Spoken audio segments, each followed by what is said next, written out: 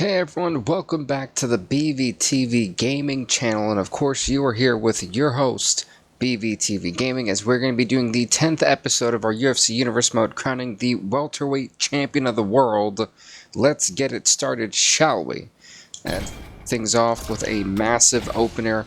Kamaru Usman, George St. Pierre kick it off to kick off the tournament. I'm really excited for this one. Here you go, folks. George St. Pierre in the blue trunks, Kamaru Usman in the green. That's Usman out with the jab, already to George St. Pierre. And, you know, the thing that I'm going to be looking at... Oh, what's up, Liam? How's it going? Hello, hello. How are you, man? Welcome. And yes, I know, I am up bright and early. This is a lot different.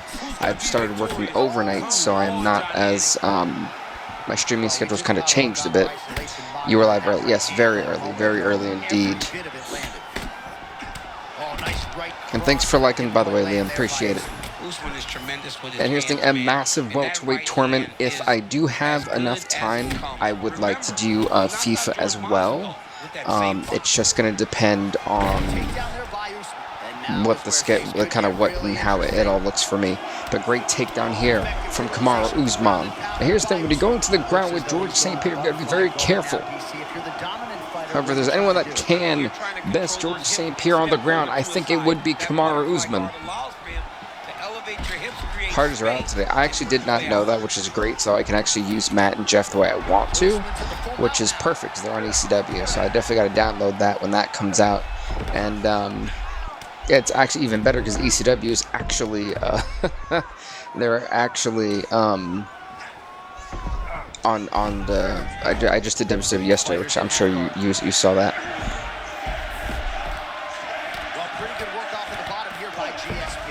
Wait, there's a whole new, I trust the hard drive that there's a whole new battle pass, which is crazy.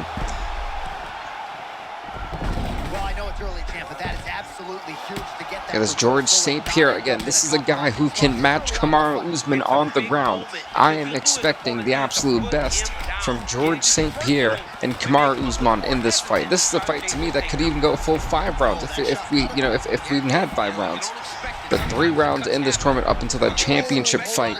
I mean, we're going to see fights like Michael Page and Nate Diaz. I mean, we've got so many. This division alone is so loaded. I'm expecting the absolute best. I mean, Kevin Holland, Joaquin Buckley, Randy Brown, Pedro Morales. I mean, there's so many guys in here. Belal Muhammed's another one. So there's so many guys that I'm expecting to really pop out and shut in this tournament. I think this is a dream fight between George St. Pierre and Kamaru Usman. Again, and this is what Kamaru Usman, he's going to ground you. He's going to wear you out. This is clear the game plan for Kamaru.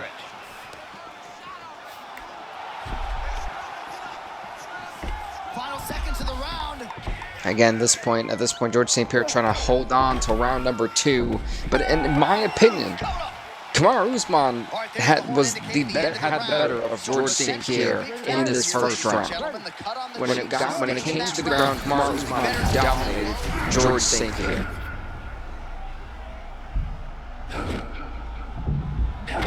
Oh, it's a nice uppercut though from St. Pierre. And if you're GSP, you got to be very careful. You may want to keep this fight on stand-up. Some would say a win for Kamaru Usman at this stage in his career would be a career resurgence. Right back to the well with the body shot. Nice work there by GSP. Oh, George St. Pierre to the face. He's almost done. I mean, when you get hit with a shot like that. And look at that, folks. 66% of St. Pierre's strikes have landed. 60 for Kamaru. He's confused. He's as confused as he was on his first test in elementary school. Oh, nice jab. And it hasn't been a slug-out brawl. However, we're finally getting to see that action that we were missing in round number 1. The feeling-out process is clearly over.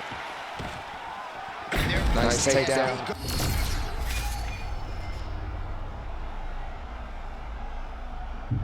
Again, as we go to the ground, what is GSP going to do? That's the main question I have for GSP. The last time in round number 1, we saw that GSP really didn't do anything. He was trying to pound out Kamaru trying to hang on and trying to duck as much as he can.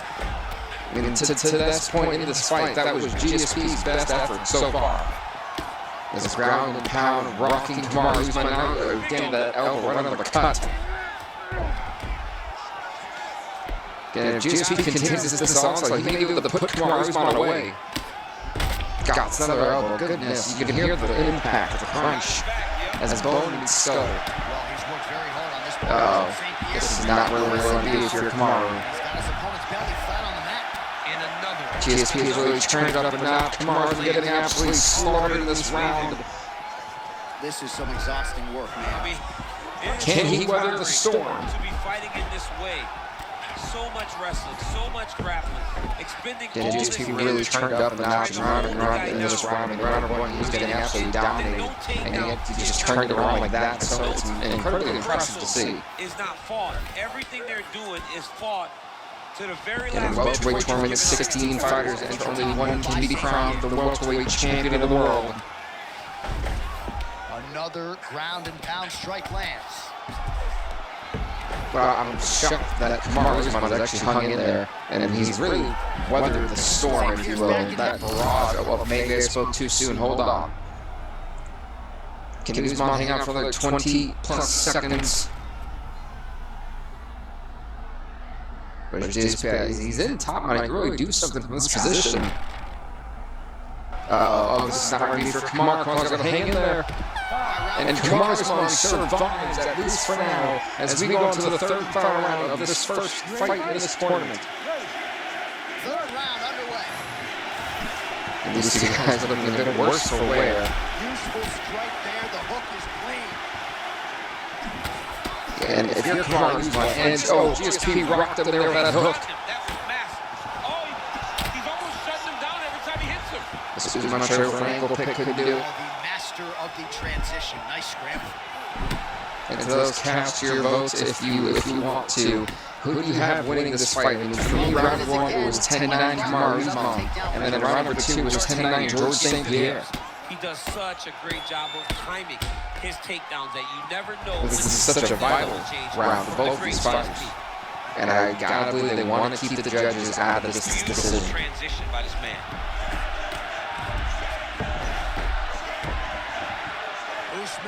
We're back to a vertical base, but here's the thing, if you're George St. Pierre, you're down on the ground, you want to continue to Kamaru Usman with that freaking judo hip toss out of nowhere. Just over 3 minutes to go in the third and final round. For both of these fighters, it's got to be a bit concerning, knowing that, you know, you're going through 4 fights in order to win this title. If you can make it to the end, and you consistently have these three-round fights that go to decision, you're going to be gassed at a certain point to where a fighter may get lucky and get a couple, first or second round finishes. This is dangerous. This is not great for either, for anyone. Well, I guess really, except for your opponent. Oh my God! He caught him with the two-piece, and Usman looks like he's going to hit him. Oh, landed some big shots too. He's not even defending himself. Goodness. All right, he's in full guard now, champ. Working from the top here. Nice ground and pound by Usman. Again, Kamaru's been trying to stay active defensively, which is smart. But GSP, I mean, he rocked him with that uppercut there. No tomorrow. But this Usman turned around, hit momentum on his side, at least for now.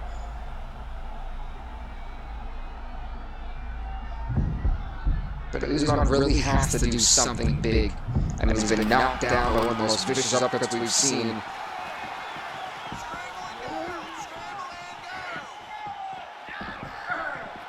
Well, I mean, what is he trying to do? Is he trying to get him back to the ground? Yeah, he was. Okay, I was like, well, what is Usman trying to aim for? Usman grounded pound from half guard now. Let's see if he can do some damage.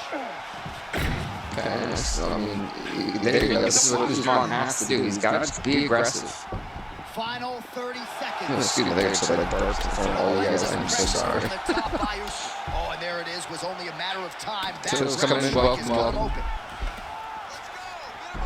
And folks, it looks like our first fight, the dream fight, will be going to a judge's decision here tonight. Who will go on to the quarterfinals? And this is a tough fight, but I believe GSP did just a little bit more to win this fight. We're about to find out. Ladies and gentlemen, after 3 rounds, we go to the judges' scorecards for decision. All 3 judges score this contest 9-28. Okay. The winner by unanimous decision, George. Yeah, I absolutely agree with that decision. George St. Pierre gets the job done here tonight. GSP will go on to the quarterfinals of the Welterweight Championship tournament. Big win for GSP, heartbreaking for Kamaru Usman. But the folks are going on to our next fight. I forgot that they have to go through this long screen of transition to then get to where you get. Folks, next up, Pedro Morales. And I've been Michael Morales. I don't know why. You know why? The wrestler in me was not wrestling. The wrestling fan in me kept tying him to the actual Pedro Morales. This is Michael Morales. You know why? What is the Spider-Man dude's name? I know it's something wrong. Either way, I got it mixed up. My apologies. Michael Morales. I called him like Pedro twice, by the way. Nobody But Michael Morales in the red, Chris Curtis in the blue. Let's get. Give his opponent problems, trying to bring the fight into a closer And a very unique fight here too. I want to say that Chris Curtis could really pull this out, but I believe he's the underdog in this fight.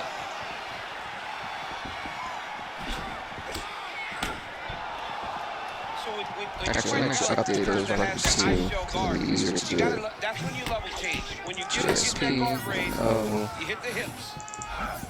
And I will say the welterweight division is, in my opinion, the most stacked division in the game.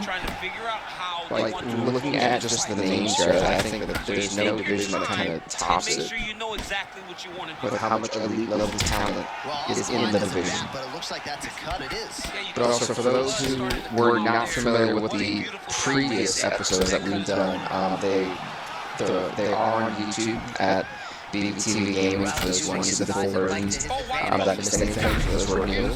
But for those who aren't new, to kind of recap all the champions we've had to this point, we crowned our first heavyweight champion, Randy Couture, our light heavyweight champion, Rampage Jackson, which, what a wild tournament the light heavyweight was. I was absolutely surprised. I thought it was going to be a lot of like Menifield's night, and then Rampage Jackson just spoiled it into the finals, and I was like, wow.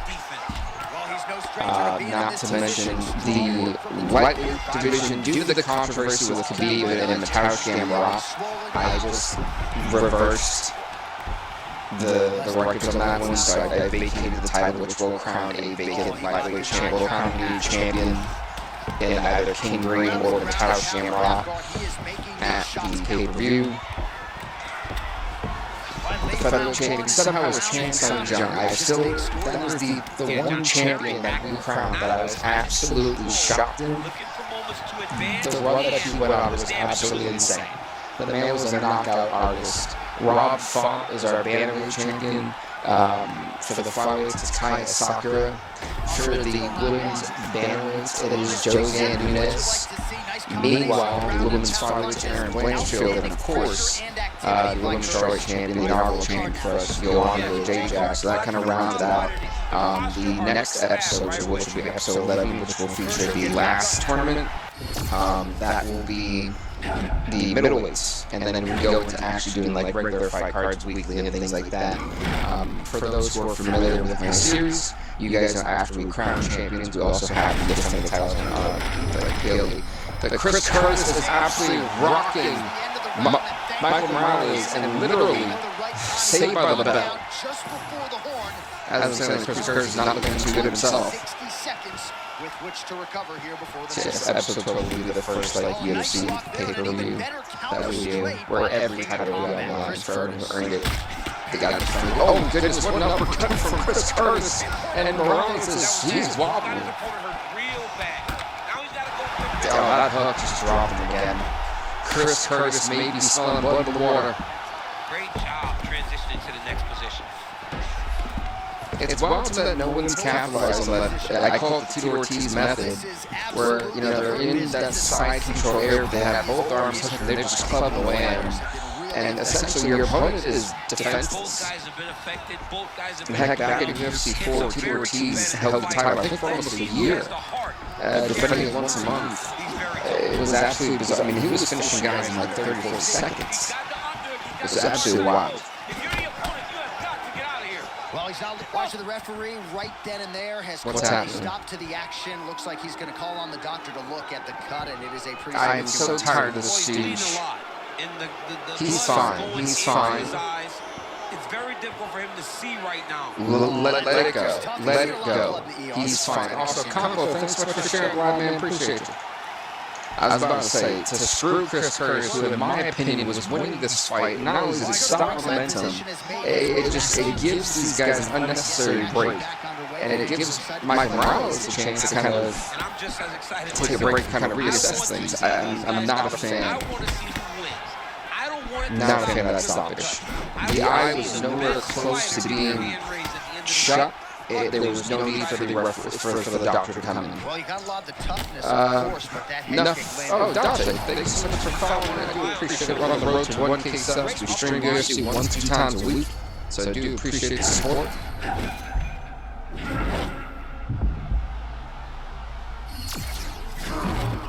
God, that was a nice kick. Oh, God, he two-pieced all the way down. Chris Curtis, busted iron all, two-pieced the bejesus out of Michael Morales. I keep trying to call him Pedro Morales. It's just instinctual because of the wrestler Pedro Morales from the 40s. Oh, shit, I didn't want to get it. No, I pressed the wrong button. I pressed the wrong button. Well, geez, Louise, Chris Curtis knocks out Michael Morales here. He makes it, he advances on to the quarterfinals. However, that eye will become somewhat of a concern if that eye gets damaged a little bit more. I mean, that's what the doctor was looking at originally. I didn't think the cut was bad enough to stop, but you can't not just, you have to address that elephant in the room. That eye will play a factor in fights moving forward for Chris Curtis. Folks, next up it is Belal Muhammed and Vincente Luque. Muhammed in the purple trunks, Luque in the green. Here we go. Still one of the truly elite 170-pound fighters in the world. Actually, his records, and yes, I do keep track of records, by the way. I think what I would like to start doing is eventually when we have the actual fight cards, like the pay-per-view, put my text the records next to their names to make it more interactive. Early in the round, he knew the takedown was coming, couldn't do anything to stop it. Sorry, I'm also updating this guy's records. There we go. Goodness, Belal Muhammed is, it stopped the fight. He's the defense. Holy Jesus. Belal Muhammed just dominated Vincente Luque with ease. I mean, this was barely even a fight. Well, what a way to get the finish here tonight. Nearly busted his hand through the yeah, literally. This was just a maul. Belal Muhammed didn't even break a sweat. Literally, he broke no sweat in that one.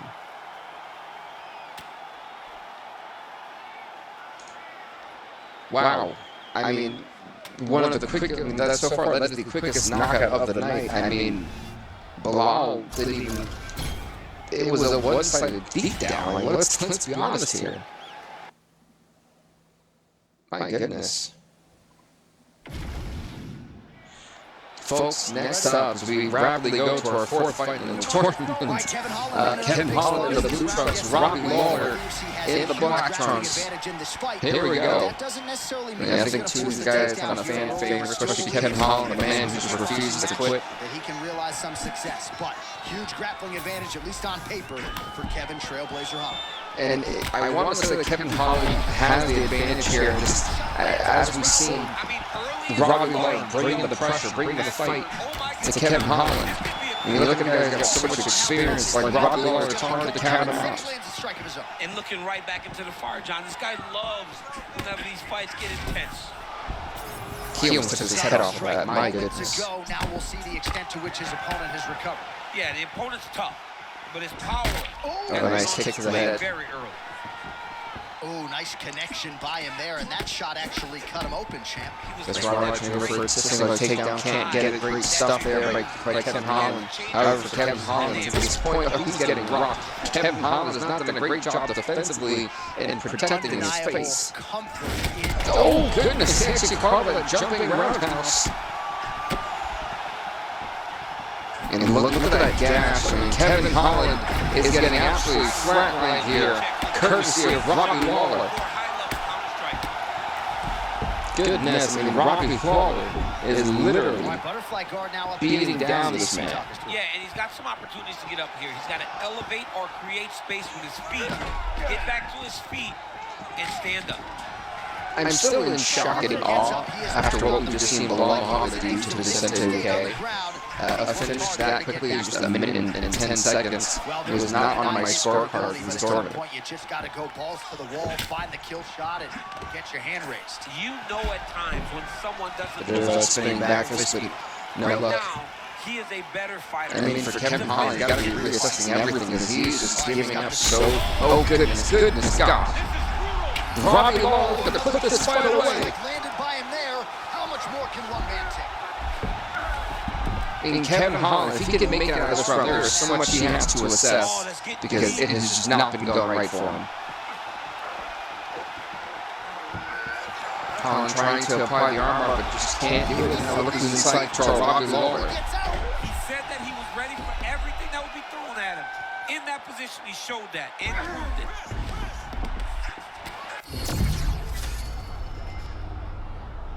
Excuse me.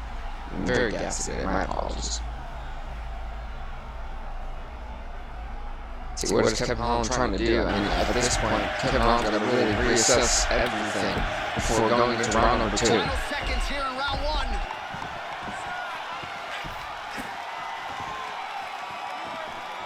All right, round 1 is done. Well, that's it for round number 1. Let's be completely transparent here. I mean, this has not gone well for Kevin Holland. That is a perfect round you can get for Robbie Lawler. However, Lawler's got rocked temporarily. He has no idea where he is. He got hurt very, very bad with that punch. You know, on the judge's scorecard of how round 1 went, you could even say 10. I would say 10, 8 almost. Goodness, I'm not sure how much more Kevin Holland can take. He's getting rocked. He is getting absolutely pummeled. But Kevin Holland trying to survive the storm. That is Robbie Lawler. You don't see it every day. No, you don't see it every day anymore. But if you're the dominant fighter, you've got to circle him off the octagon side, separate his body from the fence, so then you can gain secure. We're going to get Robbie Lawler on top here. Just at this point, Kevin Holland's just being defensive. He's trying to hang in there. Well, this is actually pretty smart, though. If he can get some more elbows like that, that could actually do some serious damage.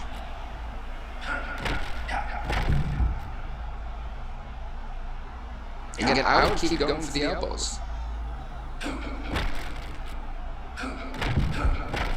fast that you should handle. We've only seen a handful of bone plotters in UFC. Kevin Holland right now finally getting to an advantageous position. Manhandling him on the ground. Well, you know this is the hurt business, and both guys are compromised at this stage of the fight. Yeah, both guys are compromised. Both guys have been beat up. He's in time, but Kevin Holland has not done anything. And that's the biggest issue that Kevin Holland has had. He has not done remotely anything with it. Oh, there we go. This could be huge. Kevin Holland now rock. Oh, never mind. Robbie Lawler wisely realized he was in trouble. And I was like, you're not going to do that to me.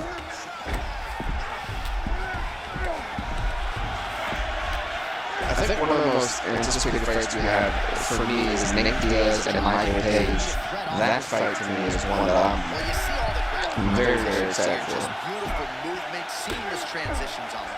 Over and over, these guys are doing things that you see in every jiu-jitsu gym around the country. He's having his way with him here. Beautiful ground and pound, and now he's got his opponent cut. Wait, look at this.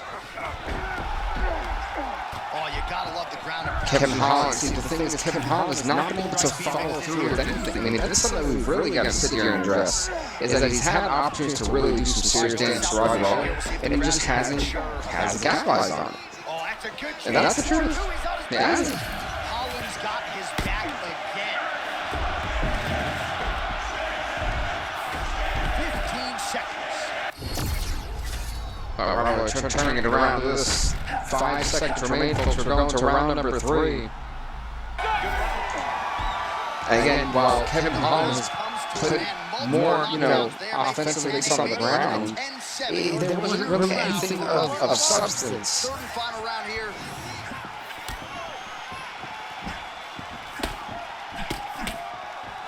Yeah, if I'm Kevin Holland, I think you do have to kind of go all out here just because. Those will add up quickly, right? Round number 2, while he was in control for a good portion of it, there was nothing substantial that I thought was impactful to say, okay, this is a 10-9 round for Kevin Holland. Feints with a right punch. His corner's calling for those feints. Nice job by Lawler. Oh, nice shot lands for him there. Lawler being a bit more passive this round, trying to make sure he doesn't make any mistakes. And my goodness, what a freaking shot! Somehow Kevin Holland is still in this thing. The opponent better move out of harm's way. The referee's going to stop. He better start to move. He can't have much stuff. There's no way. He needs to put his feet on the hip, push him away, try to escape his very, very dangerous position. Wait, going for this arm triangle. Kevin Holland, who I thought was dead to rights, all of a sudden trying to amass a comeback. Can't get the tap out here. He's got to flatten out. He's got a choke. He's got a choke. Not much going for it. Lawler gets that now north-south position here.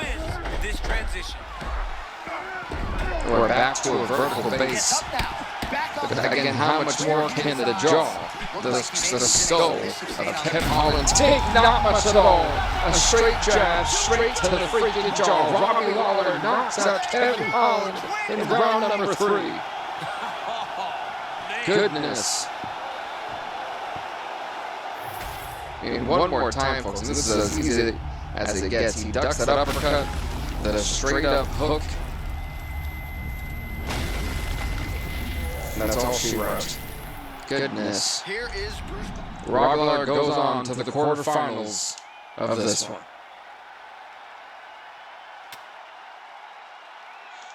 Sometimes I feel like it's my Xbox that I have. It's a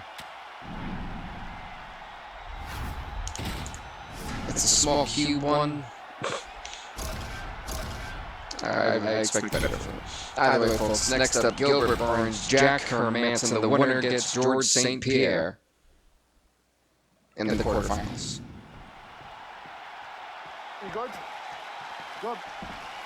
Here we go. Gilbert Burns in the yellow trunks, Jack Hermansson in the white trunks. Let's get it. But fighting guys that are taller, you struggle whenever they are very aware of such a massive advantage. This guy is going to try Good. to Jeez Louise.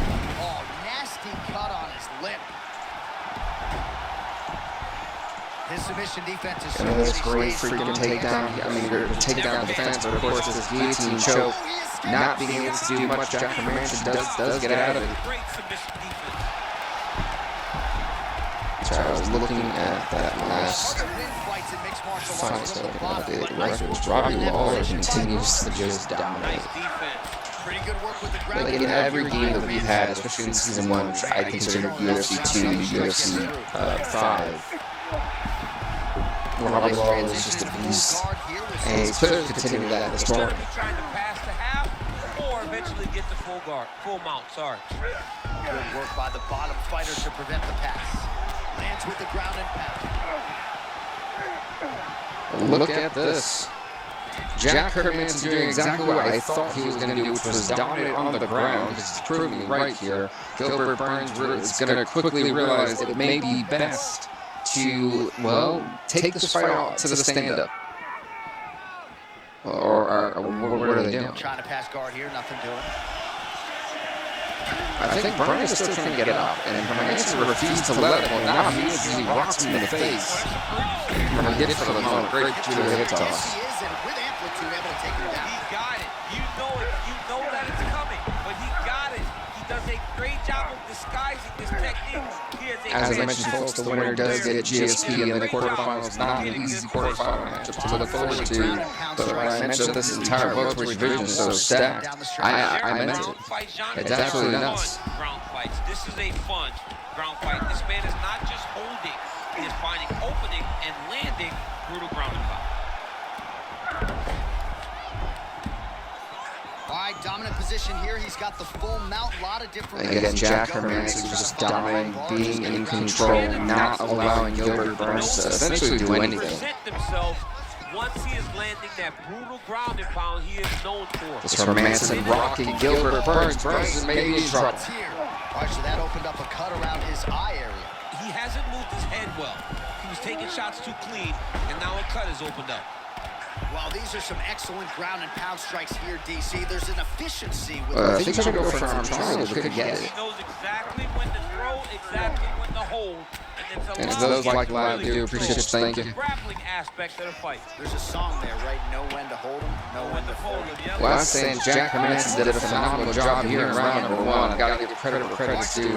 He literally had Gilbert Burns do nothing. That is as easy of a 10-8 round as we're probably ever going to get. The cut man is in there trying to close it up. Round 2 here. So as I mentioned, folks, for Gilbert Burns, I think the key to victory is keeping this fight on the stand-up. And he certainly showed it there in landing that straight punch.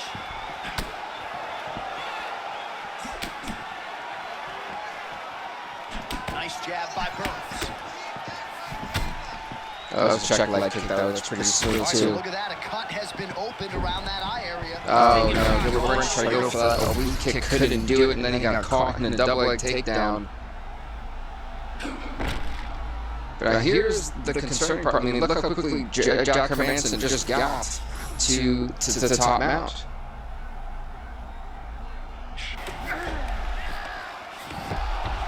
I mean, Jack Hermansson's doing whatever the heck he wants on the ground, literally.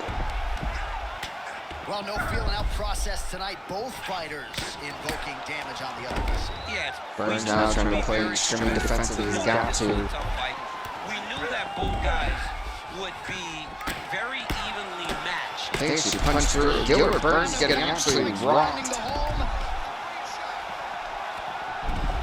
Oh, man, how about that? Great. Wow, this Gilbert's turning around Jack Hermansson. This is the literal window of opportunity that Burns was looking for.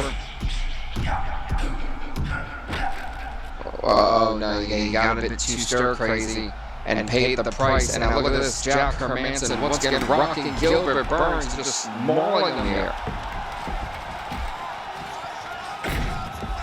All right, so he lands again, just like we saw in the last round, realizing a lot of success with his Muay Thai game tonight. You know, why change it? It's working, and it's working from the very start. With that, he missed Robbie with that elbow. Gilbert Burns now trying to fight. Like, life depends on him here on the ground. I mean, if he can turn it around. And that he does, this is huge. This kickboxer looks amazing tonight. Gonna try to take his opponents back here, and he does. So I'm not really sure what he's going to go for. He's rocked the side of the skull. Hermansson's got to be very careful. Oh, great work to adjust position. But this Burns just adjusted it into freaking top mount, and it was rocking Jack Hermansson. It's a process, right? You get to the underhook, you build to the elbow. It's been, this fight has been primarily on the ground, and what a battle it's been. Ground and pound strike there now. So we're going to side control. And there it is, another strike gets through on the ground. I'm not sure what awoke and Gilbert Burns in this round, but quite a change, literally, and we witnessed it when he turned things around and really used Jack Hermansson's own, I guess, pace against him, really. Let's see why he had ideas. I believe my Hardy Boys got 2 stocks available. Well, what do you mean by ideas? Like, what specific are you looking for? Was there anything in particular?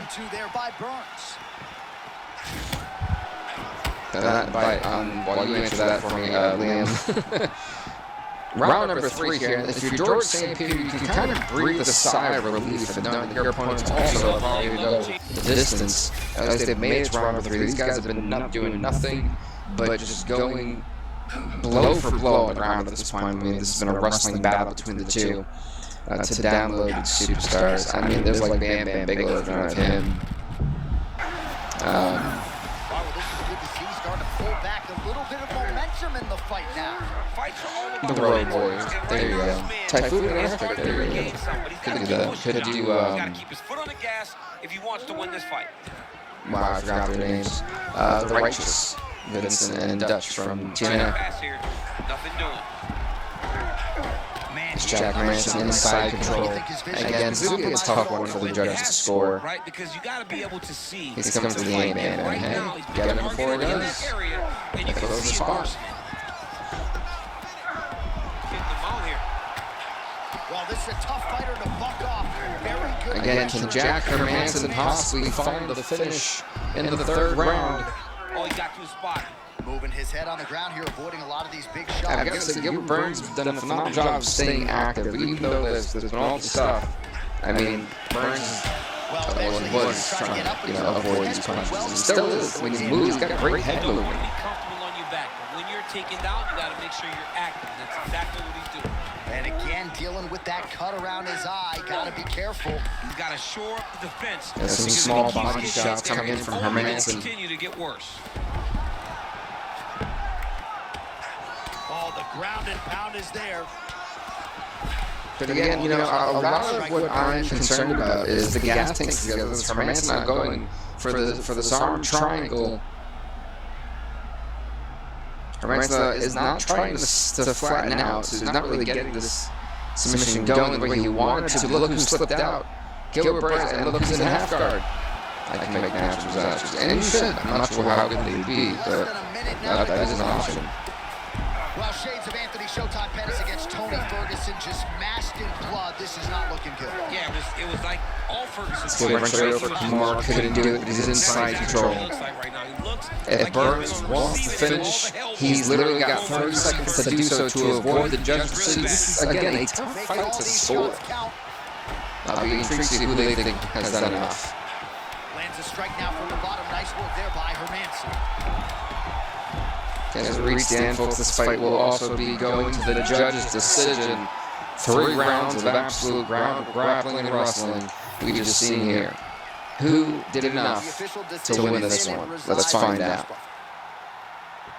Ladies and gentlemen, after 3 rounds, we go to the judges' scorecards for decision. All 3 judges score this contest 30-27. 30-27, my goodness. Unanimous decision, Jack the Joker. Jack Hermansson will get George St. Pierre in the quarterfinals of the welterweight tournament. He wins 30-27 by decision, and unanimous decision at that. Surprise the family members.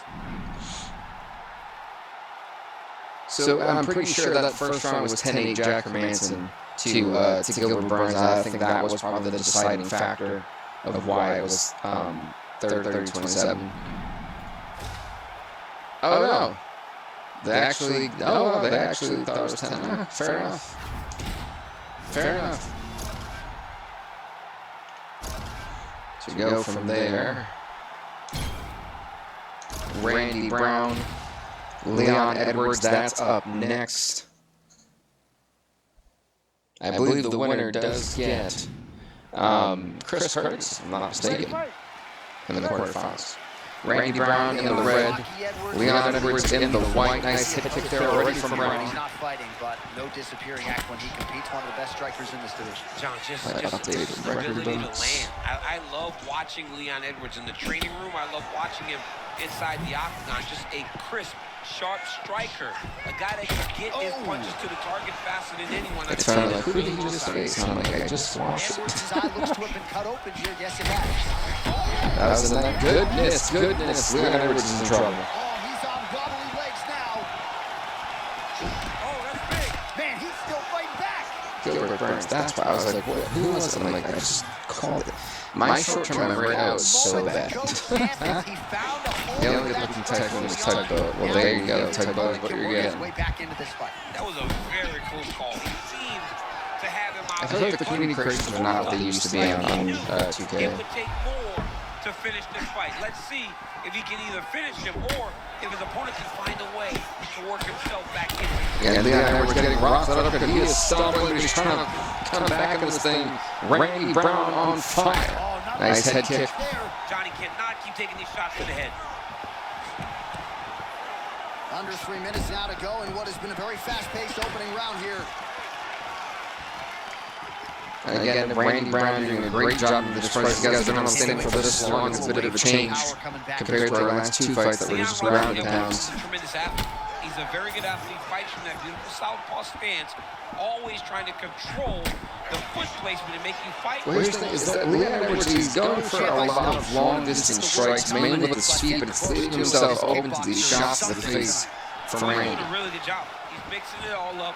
He's mixing up targets, and he's doing it so early. He's got his opponent playing catch-up from the very start of the fight. Brown's eye does not look the way it did when he walked out here tonight. It looks like he's Randy Brown is looking a bit worse for wear. He was taking shots too clean, and now a cut has opened up. Brown's feeling confident, though. But I'm starting to notice he gives up a lot of body shots, and that's going to... He's going to pay for that over time, especially if he goes in for a long run in this tournament. But he is fighting on instinct and fighting beautifully in the octagon here. Well, you can tell that he's just flowing. He's just allowing for his body to do what it's check leg trained kick. to do, and that's why he looks so good. Oh, nice uppercut there from Leon Edwards. Nasty uppercut lands right on the Melania, thanks so much for following. We're on the road to 1K, so I do appreciate the support. Thank you. Nice counter left there. Again, an exciting round number 1 coming to a conclusion here. And then round number 2. Surprisingly, we only had 1 first-round finish to this fight point. Cut on the cheek, sustained there from that strike. Now the cut man's got to get in there and close that thing up. Better to be below the eye than above it. Nice kick him right in the leg, too. This could be a factor now moving forward. Blocks the strike there and then counters with a beautifully timed uppercut. Nice job there by Edwards. Again, both these guys are starting to use these kicks a lot more often, and it's starting to leave some marks. However, I'm a bit concerned because Leon Edwards has got a lot of his leg kicks checked, and we've seen the damage of when that lead leg gets stiff. Oh my God! He hit him right in the head, and Edwards is getting back up. I gotta believe Randy Brown senses that the end is near. Brown's uppercut is blocked.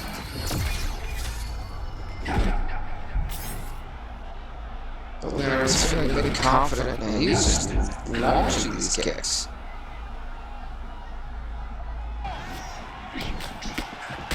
That was a nice overhand shot that rocked Randy Brown in the temple. Well, this fight's been pretty crazy thus far. Both guys doling out a lot of damage, and neither seems too bothered by it, but clearly both parties are hurt. Both guys are hurt. Both guys are fighting beautifully.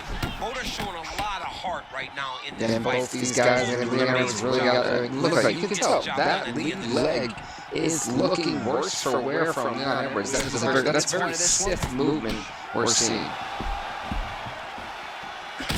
Leads with the right hand, and that one certainly found its desired target. It landed instead of the jab. He threw the straight right hand. Now in that jaw area, it doesn't appear to be affecting him all that much, but he's absorbed a lot of strikes to the head. And Randy's not careful. Leonard's going to catch him with a good kick. Right, oh, well, never mind. There's just ate a shot right to the temple. I'm not sure how much more than Edwards can take. He's got to be very careful. And he's getting actually rocked. So he's been rocked several times in this round alone. Oh man, he's on wobbly legs. Might be time for some desperate. How many? He was like a jab punching machine for a moment. My goodness.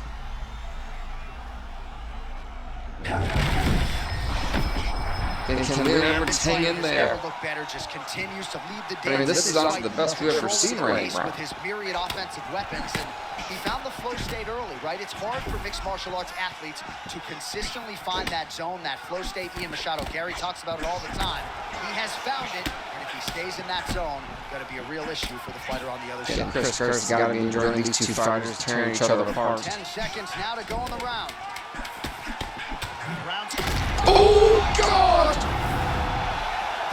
Herb, what are you looking confused? The man just flew in the air and got knocked out. Look at it, look at it, look at it. Look at that. I mean, one more time. Look at the impact here.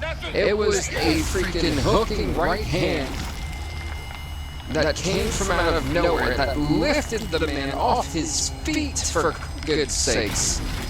Goodness. Now we go into Congrats to Randy Brown. He's going on to the quarterfinals. Him and Chris Curtis are going to go toe-to-toe in the quarterfinals. There's more and more fights. Well, really, the journey to the quarterfinals is getting more and more filled out. Nate Diaz, Michael Page, it is up next. And again, this was my featured fight of the You ready to fight? preliminary round, the opening round, whatever. always a Alright, folks, Nate Diaz in the white, in the black and white trunks, Michael Page in the blue. Here we go. I don't expect this fight to be technical or pretty in any way, shape, or form.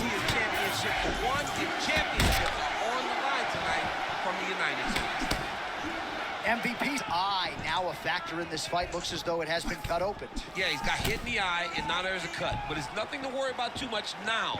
But he's got to be very careful. And honestly, you know, when it comes to both these fighters, I want to say Nate Diaz has always shocked us in his victories. Michael Page, we didn't really get to see a lot of him back in UFC 5, so I'm still kind of looking forward to seeing what Michael Page is going to bring to the table. He goes, I got an answer for it.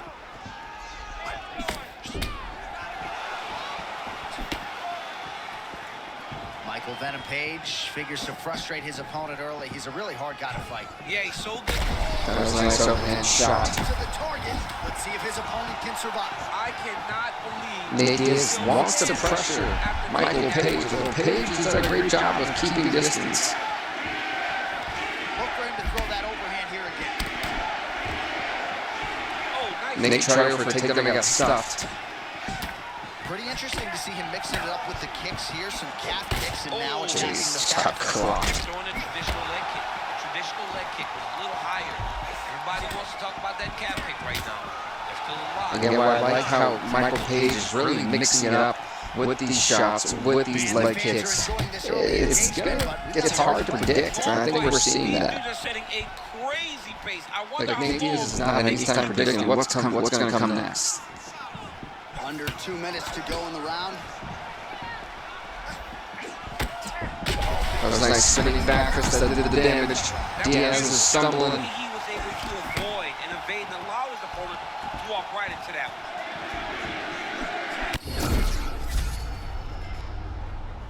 This man's got to be real careful.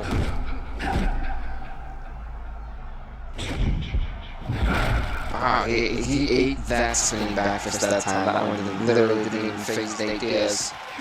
So pretty good recovery by the opponent after getting stunned pretty good. Got to capitalize on those opportunities. I mean, you can't waste these opportunities. You don't get them as often as you'd like. So when you get a guy hurt, you got to find a way to finish the fights. Man, he kind of looked like me, just walking Well, right in. you know, honestly, I want to say maybe Michael Page has done a bit more. Seconds winding down in the Sorry, y'all, this is like my nighttime now because I'm an overnight worker. So I'm like, that yawn was in there for a hot minute. But that first round, though, for me was hard to really gauge because I feel like both fighters were equally active. Nothing really stood out to me that I was like, okay, I think he's really kind of taking this round. That's a tough round to score. If you were to say 10-9 for either fighter, I wouldn't argue. And for Nate Diaz, I'm expecting a bit more aggression, like an aggressive style from Nate. I'm not really seeing that.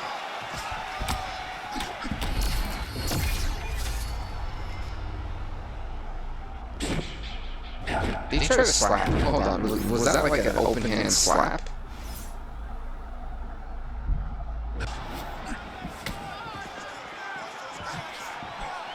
right, so the uppercuts have been a big part of the storyline in this one, but the setups have really been key for him. Well, the thing is that it's been like a start and stop for both fighters. So, very tricky punch, they clearly don't want to go to the ground on them. At a time when you expect so many different strikes, but it's because he has such a vast knowledge of just finding that strike. And of course, there was a beautiful left hand that got in there a moment ago. Well, it's been a wild fight thus far, perhaps a contender for some bonus money. Well, I mean, honestly, what I was expecting from these two right here was for them to start teeing off, and you haven't really seen that. Where both guys, from the moment they said fight, went forward, got each other's face, and just beat each other up. It's been tremendous. Well, I mean, yeah, they've thrown some bombs. That one finally connecting on Michael Page. Down goes Page, who's getting back up. I think he's really trying to slap, but that's an open hand palm. Right now, it seems as though the referee has closed his distance, monitoring the action closely. That first shot from Nate Diaz looked really low. Like that was in the family jewels almost. Want to be avoiding the contact, but how can he not when he's been beaten this bad? Stuffs the takedown there. How good is his takedown defense? And now some separation. That was a nice kick to the knee. Oh, perhaps. What a shot.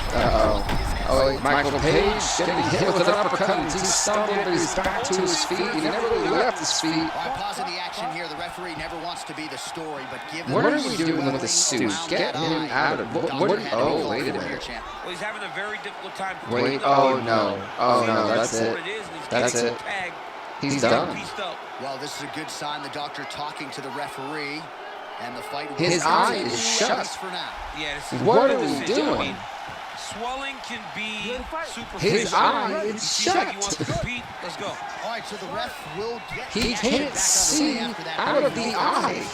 And to no one's surprise, the fans support the decision for the action to continue. This is insane. How do you stop the fight for Chris Curtis? Not stop it, but you barge in, and he can see from both eyes clearly fine. Nate Diaz's eye is like this. Let's see what happens. There's barely any wiggle room in that eye. You have to cut that cut open to even try to stop the.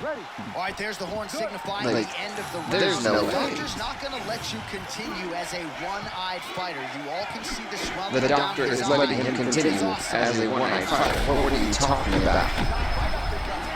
Johnny hurt. He hurt real bad. This is nuts.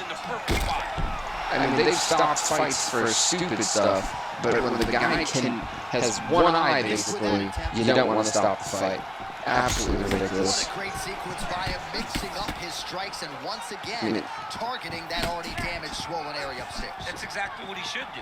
You know, we are talking about a guy that is so talented. God, rocked him again in that eye. You guys can see for yourself there. It is as close can be. Real quick leg kick. The issue with that kick, as effective as it is, nice body shots though. Doing some. Oh, God, well, Nate just went down. Back to his feet. What? He just. What just happened? What? Well, you've got to acknowledge the recoverability, but the striking advantage on display here is marked. Like he just fell down, rose up from the ashes again. I was like, what? I've heard him multiple times already. Something's got to change. All right, late in the fight now, DC. The submission specialist clearly is going to be on the wrong end of the scorecards if we get there. You got to get going.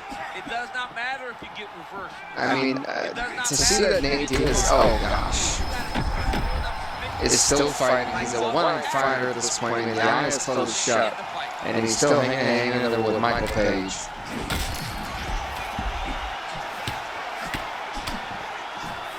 Just over 2 minutes to go in our third and final round.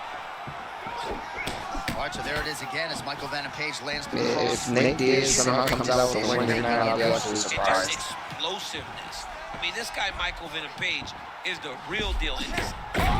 Golly. Oh, he's hurting for certain. Got to make an adjustment, I would think. Yeah, this is the time for him to shoot for a takedown. Hoping that his opponent gets excited. Again, I just don't know how the doctor didn't stop. Liam, welcome back. Oh, God. Oh, thank goodness it's over. Michael Page knocks out Nate Diaz with a minute and like 16 seconds left in round number 3. Take a look, folks. Oh, he faked the slap and he got him right in the one eye. That's like completely bruised. Goodness. Michael Page moves on. Kickboxer here tonight, and that might actually force his opposition back to the IBJJF. Wow. I mean, what a fight between the two. They definitely picked it up in round number 3. A very awkward fight for sure. They didn't do what I thought they were going to do. But either way, Michael Page gets Belal Muhammed. And folks, the last fight in the opening round, Joaquin Buckley, Geoff Neal. Here we go. Let's get at the winner. If I'm not mistaken, it's Robbie Lawler. I have one more slot to try to download. Raven. Well, self-belief not an issue. Alright, folks, Joaquin Buckley in the white, Geoff Neal in the purple. Here we go. Setbacks against elite fighters, but he still believes. I remember watching Joaquin Buckley's like highlight knockout of his career like live, and I was so surprised by the knockout. Beautiful. Great job setting it up. It was absolutely nuts. And hurting your opponent very early in the fight. And by that, I don't mean like in the building, but my goodness, these two are throwing bombs. With every huge shot being landed. Oh, what? How these guys are still in it? My goodness.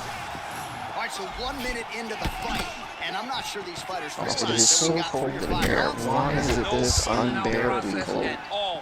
My thermostat is like 70-something. And like this thing is blowing, and it's like hard to. Beautiful job by Joaquin Buckley. He really is starting to separate himself and put himself. Sorry, y'all, I had to get warm. See, it was getting cold. I was like, what in the world? He hit it. Wow. I guess he hit it all the way down. Goodness Lord. He's done. He's done. Geoff Neal is going to... What? How is Joaquin Buckley... How do you even come back from that? I mean, these two are pulverizing each other. Maybe a little bit of overconfidence there, and he paid dearly. There has been no feeling out process in this fight between Joaquin Buckley and Geoff Neal. Maybe, Joe, you should battle Joe. That's a guy who could be a great mid-card champion for you. But I like the body strike there. This is such a crazy fight. My goodness, what a bizarre. It's going to get interesting. That strike appears to have opened up a fight. And it'll be... Buckley thinks it's close to the knockout. That's what he's thinking. Well, he's done. If that hits, it's over. If that... Oh, Geoff Neal didn't just start walking like flailing. I'm surprised. I thought he had him dead to rights. Under a minute to go in our opening round. Geoff Neal's eye starting to swell now. The side control. Oh, big combination of ground and pound strikes here, DC. This could be the beginning of the end. I mean, you got to be very careful when you take these big ground and pound strikes. You need a controlled posture on the bottom. Well, here's the thing: is that Joaquin Buckley, I thought was down and out of this fight several different times, but the man has proven me wrong. I mean, this was an absolute war of a first round. These guys, there was no comfortability for them. They just started swinging on each other. You hear the collective sigh from the crowd. They're all watching that lip, and we're monitoring it. Okay, how much more can Joaquin Buckley's chin take? Because my goodness. Oh, he's busted up. Oh, huge ground strikes.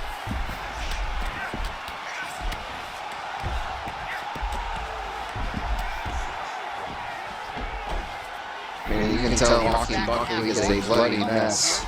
The ground strikes continue to pile up. He's been busted open on 2 different sides of his face. I think his mouth is now just changed to tempo. He didn't have proper moveset at all. Nice job to split. Well, glad to see that we were at least able to get him functional there. Posturing up now. Oh, the ground and pound is The rough's got to come in here at some point. I mean, he's stopped. I'm going to be honest, I do believe if Herb is the referee, he's been given... Oh my God. Just... It's the insane knockout power of Joaquin Buckley, but he has been getting absolutely wrecked in this one against Geoff Neal. Oh my God! Joaquin Buckley came with a massive comeback here, just sent Geoff Neal to the freaking next millennium. One more time, I mean, the shot of the lifetime, the hook that absolutely flatlined Geoff Neal here tonight. All it takes is one good shot, folks. That's exactly what we've seen there. Goodness. All right, the official decision is in. Here is Joaquin Buckley and Robbie Lawler will be a wild fight. Not after a knockout like that. I need to take it. Holy mackerel. My word. Those two, just that was the fight of the first round for sure. Folks, next up, it is going to be George St. Pierre and Jack Hermansson. Here we go. That's how we kick off the quarterfinals. We'll see who will be the first person to go into the semis. Will it be the man in the blue trunks, George St. Pierre? Will it be Jack Hermansson in the white? Both of these fighters went to a decision in their fights, so I'm sure they're somewhat gassed. Or maybe not. It's about the punch, but it's also about the setup. That was a beautiful setup that allowed for him to land that strike. He keeps trying to punch with him when he should be grabbing him. I can hear DC just getting so angry on that one. All right, so close call moments ago. We almost hit the Goodness. Yeah, I mean, it was almost over. It was really close. I mean, it feels like he's got a read on him now. So let's see if he can keep pressing or if he tries to slow things down a little bit. Sorry, folks, I was looking at a specific outstanding jab off the top of the thing. I could not figure it out. So smart inside the octagon. Because I realized that the welterweights have like 34 fighters and the others only have 30, so I'm like, okay, we can work with that. The guy that comes out on top. St. Pierre's eye looks to be cut open from one of those strikes. It's never good to get cut, but right now it's a small one. You don't have to worry about it, but you got to protect it. Another big takedown. Well, look at this. I mean, again, this is what I'm surprised about. Jack Hermansson. Let's not forget when he was a middleweight. I think it was back in UFC 4 for us, where he dominated middleweight division. Him and Jerry Prochaska absolutely were dominating the lightweight. Well, Jerry dominated the light heavyweight, and Jack dominated the middleweight division for a while. It's kind of ridiculous how I don't know who Tommy Dreamer is. Trust me, I think everyone wishes they could forget who Tommy Dreamer was. In all honesty. Oh, he could absorb some big shots from this spot. I mean, this is a fight that I can actually see go the distance. It was a virtual hip toss with George St. Pierre getting right back up to his feet. Nicely done. All right, so what do you think? Probably another takedown attempt here in short order. It certainly has been there for him prior. But why wouldn't he, right? You've been That was a great double leg takedown. One thing, why would you ever change it? This is the approach. All right, now we'll see what happens on the ground. But again, GSP not able to do much with it. And look at Jack Hermansson just immediately getting into an advantageous position. Good work, guys. Come on. Now he's got his back. Oh, I thought he was going for the guillotine. And as I mentioned, folks, when we do finish the welterweight tournament, I may go on to do FIFA. I'm not too sure just yet. I haven't thought it through. Or it may just be one stream, depending on how my energy level is, because I do try to give you guys the best stream that I can with what I have. This week, though, because we have 5 episodes for wrestling this week, because we have Saturday Night's Main Event and SummerSlam, and of course ECW, WWE, and Raw do We'll probably just do one for each of these this week. Which I know that's not ideal. But yeah, working with what I got. If not tomorrow, we can do or UFC.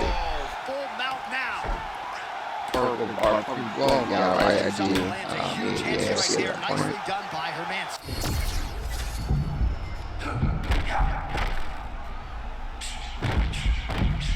I mean, Hermansson is just pounding away at him, my goodness.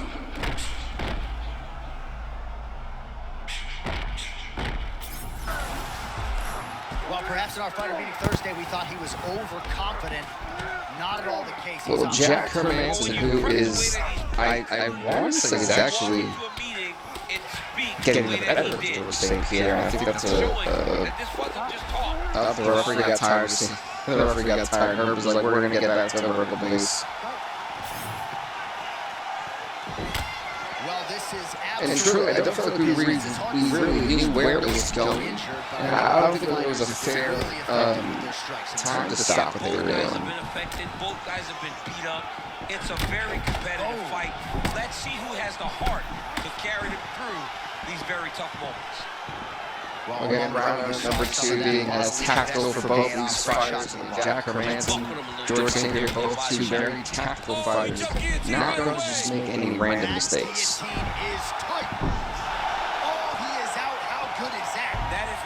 Yeah, okay, I just saw some Tommy Dreamer matches, and he's, Tommy Dreamer is a very forgettable individual, that's for sure. But look at this, George St. Pierre was trying to do some offensive stuff there, but ultimately got a bit overzealous, if you will. Got Jack Hermansson inside control, looking to maybe go for it. Well, let's see. What is Jack? Oh, Jack's on the right side. What is the Joker got planned? To advance from here. All right, so he continues to land a high volume of strikes. You know, sometimes when you play basketball, you're in the zone. This dude's in the zone. This guy's throwing his basketball in the midst of the ocean. He can't miss with anything that he throws. Every kick lands. Every punch lands. He is just World of Taz released their World Heavyweight title. That's not cheating. That's not cheating. A world is never cheating. Oh, he's in trouble. I mean, Jack Hermansson gonna apply a Kimura? No, he can't. Somehow he gets out. Great submission defense by this man. It looked like he was done. Again, I'm absolutely impressed with Jack Hermansson. I was thinking the better of George St. Pierre, but I think you have to call it for what it is. That's what it looks like. Under attack tells you he was very prepared for the type of fighter that he was in front of. It's not there, folks. Jack Hermansson did have Gilbert Burns in his preliminary round fight. Meanwhile, for George St. Pierre, it was Kamaru Usman. Damage was done. Cut on the cheek, sustained in that round. Cut man in there quickly as usual to try to seal it up. Third round underway. Third round here. Both these fighters won their respective opening round fights by decision. Will we have yet another? That was a nice head kick. GSP's rocked. Again, for GSP, in my opinion, who was really losing this fight, he really desperately needs to get a solid round here, and if not, he needs a knockout. I mean, desperation should kick in. In my eyes, it's cheating. No, a roll, if it's like he's holding the tights, then that's cheating, you know. But a roll is not. No, I have to disagree with you on that one, man. That's Jack Hermansson. I think it's time to ground and pound. GSP, though, moving out the way. Who got UFC 5 and 1v1 on PS5? I have UFC 6 back right now. Sorry. Offensive options for the bottom fighter than in the half. Absolutely more offensive options because now you can just start to get away. Hermansson is rocking GSP. Get to your knees, post your hands, don't They got the GSP was a favorite for the tournament. A loss here to Jack Hermansson would really unravel several. That's why I thought it was cheating, because of the pancake. Yeah, if he's pulling the tights, then yeah, that's cheating. But if he's not pulling the tights, it's a solid roll. That's not cheating. Legs are not controlling anything. His legs are just free, so you have more freedom to use your... Oh, Trump, thanks so much for following me. I do appreciate it. We're on the road to 1K followers, so I do appreciate the love and support. I can't thank y'all enough. I do UFC once a week. Same thing with FIFA. And wrestling is my primary thing, but I do appreciate y'all stopping by and showing some love. Thank you guys.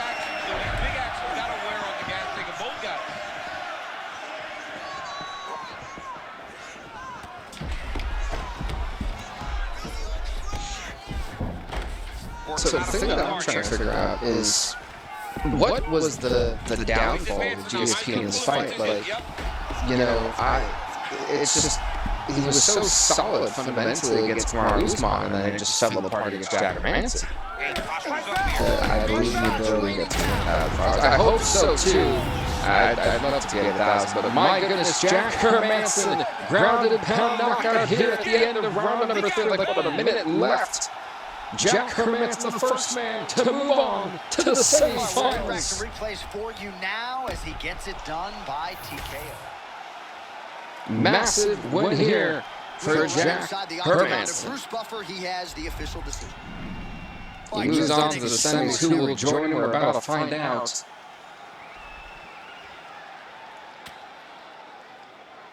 Goodness, Jack Hermansson, let's be so real. Jack Hermansson dominated George St. Pierre. I think that's an undisputed fact. Next up, folks, Belal Muhammed, Michael Page. The winner gets Jack Hermansson in the semis. Who's it going to be?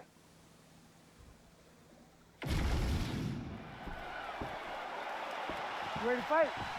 Here we go, folks. Belal Muhammed, man, the only man who had a first round knockout, I believe. And not to mention, it was literally in a minute and, what, 10 seconds? Versus Michael Page is in the blue. Winner gets Jack Hermansson in the semis. Who's it going to be? Well, that's time to update the records here. And then you get in there and you watch me. Because he puts you in the matrix. This guy striking is not like what we have seen before, and he's big. And that's where the problem starts. Muhammad's bleeding from the mouth. Daniel looks as though there's a cut. Okay, goes the guy. The numbers wrong here. Showing the part right there as he gets a big reversal in round 1. Yeah, no one thought that he could grapple with And Michael Page, I would be went out there and he showed and proved. not saying that, you know, I don't believe in the I am as well prepared as anyone to fight the grappling abilities of Michael Page. Goodness, he just got rocked. Opponent in a lot of trouble now. That was Cain Velasquez's punch of choice. Every time he landed that overhand right. Again, Belal Muhammed is really the only fresh fighter coming out of the preliminary round. Everyone else is worse for wear. If you're Michael Page, this is an uphill battle. Not to mention, if you're Jack Hermansson, I don't think he'd want the fight against Belal Muhammed. I'm going to be honest, Belal Muhammed's really great on the ground. I think Michael Page would be more stylistically better for Jack Hermansson. Yeah, you know, he didn't want to stand So I'm intrigued to see who's going to walk out the winner in this one. confidence after doing that, knowing that he has a disadvantage in the striking. Well, it seems My like folks, there is once an we opening conclude the for welterweight tournament here tonight, we'll only have, or today, I should say, tonight, remotely tonight, we'll only have one more tournament to crown a champion, and then the first pay-per-view. So as you guys know, when we do all the champion tournaments, we then do a pay-per-view that all the champions defend the title, and I'm looking forward to that. Oh, he And shoots for a takedown yeah. again. And now some distance as they pull apart. 90 seconds to go in round 1. And I think it's just the way Michael Page fights that I've been so like confused on. It's such an awkward style. But also, what I have to give credit though, he has avoided Oh, that's a slight all cross takedown there from attempts Michael Venom Page. I love the way he blitzes from in. Belal Muhammed. He does a good job of blitzing, but it's that karate style. Sorry, folks, I was like mid-yawn when I was saying that, so I was like, He's gone a lot tonight because his opponent has not defended well against that. it's so weird, like starting my mornings at like 8 to 9 p.m. Under and 30 going to seconds. sleep by like 11 a.m. It's so weird. I've got to admit, it's a Oh, new, great job getting the new head off the thing. center line. Just a nice defensive sequence overall by MVP. Final seconds of round 1. He was absolutely trying to kick his head off, and he luckily missed. All right, stretch of the round is over, and you see the cut man not wasting any time as the fighter makes his way back to the stool. The cut man will try to shut that cut on the bridge. That was a nice head kick. And prevent it from becoming a factor here moving forward. All right, so as the Goodness. And just like that, just a few shots to draw almost, well, he really stumbled Michael Page in those shots. But Page, again, recovering quickly. And I've got to say that Page has stayed active. Both of his cards bouncing around all over the place. But also, the fact, okay, never mind. Belal Muhammed may be closing on this one, folks. This Michael Page has such guys got a great counter to things. And he stays active, and I've got to give credit where credit's due. And another takedown. Another great stuff takedown from Page. Straight right hand, no good. But he's got to do more. He just caught it there. Golly, how is Michael Page playing this thing? Beautiful level change. Make him think you're going low and then come right over the top with that beautiful overhand. Great punch. The problem is Michael, no one is bulletproof, no one is flawless. Great single leg takedown from Belal.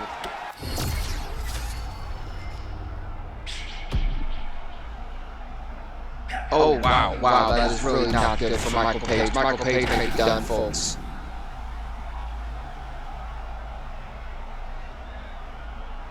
Can he weather the storm of Belal Muhammed against Kamaru? He's ever thought more on instinct in the octagon than what we're seeing here tonight. Wow, somehow, some way he gets Well, Page escaped. It looked like he was done, John, but he was able to stay comfortable, stay patient, and now he finds himself safe. Oh, good ground and pound here. Another ground and pound strike lands. A lot of top pressure being applied here. This is rocking Michael Page with these shots. That's the T Ortiz method. And Belal Muhammed, how is the ref? He's not defending himself for like 5 to 12 seconds. You're just running the guy over, John, and then he just gets up. Man, this guy is moving. I mean, Michael Page at this point is trying to weather the storm that is Belal Muhammed. Not only to the next position, but to the next position, right? It's 1, 2, 3, 4 before you can even realize what this guy's trying to do. MVP's eye now close. Wow, he actually reversed the position, but he didn't stop there. Can Page hang on for yet another 30 seconds?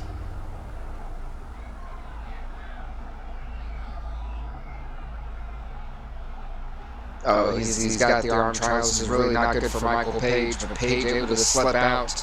And Page is definitely going on to the third round here.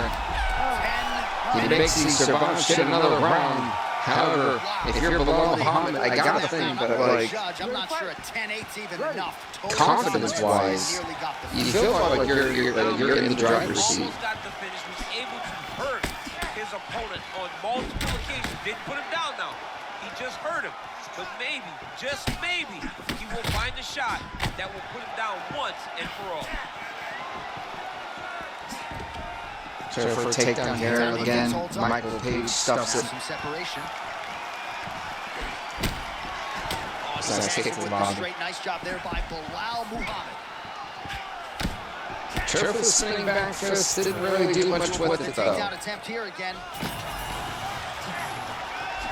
Again, missing wildly, but Belal's not able to capitalize on those wild misses. You can tell that Michael Page has a sense of urgency as he's stumbling again. Right? Sometimes you're just in his zone. Oh, nice body shot. That body shot, again, it will do damage. Great takedown. Now he's got good body position. Again, if you're Michael Page, I mean, how much more can you handle? How much more can you take? The cut man's actually getting excited. And Page is looking worse for it, as we can see. Oh, he's in the mouth. Under 3 minutes now to go in the fight.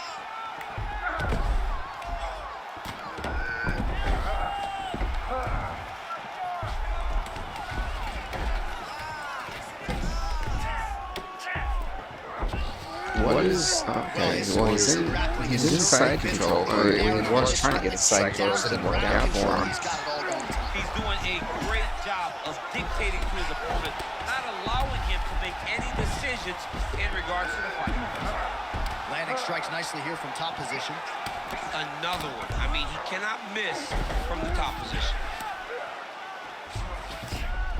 What in the world? I mean, for Michael Page, this is not going to do anything for him. And that's the thing. I'm trying to custom-made Brock. Like, remember when we had to use custom Brock? Yes. With the Scott Steiner Kevlar. Yeah, I was. That took me for a loop.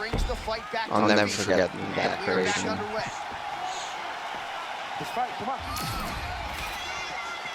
Oh, he tags him with the straight hand there. Nice job by Muhammad. Well, again, Michael Page has got to realize that he's got to just bite on that, bite down on that mouthpiece and start swinging for the fences. Or you know, try to survive a body shot like that. That one just flattened him.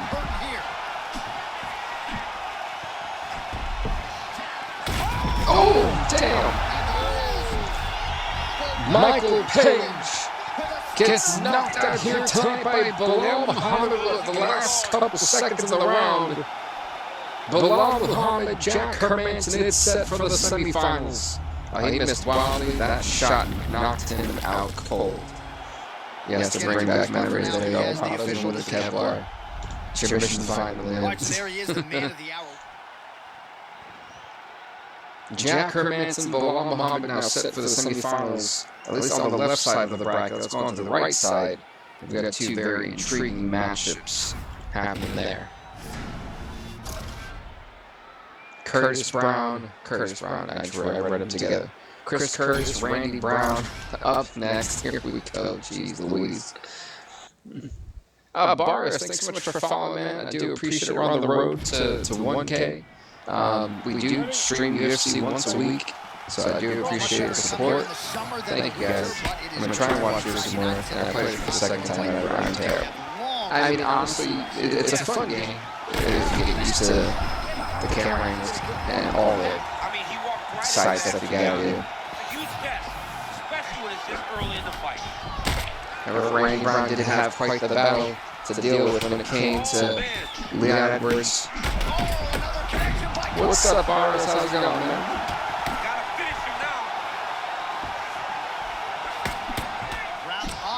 To have been cut open from one of QQ. Not sure what that means.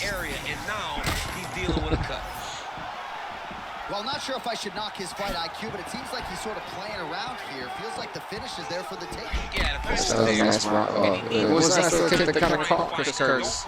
Curtis, again, is someone I feel like who is a massive underdog. Find a punch or kick that will put your opponent out. You got to be very careful pressuring against Chris Curtis. I'm like, where's Belal? Goodness, I heard that. My lord.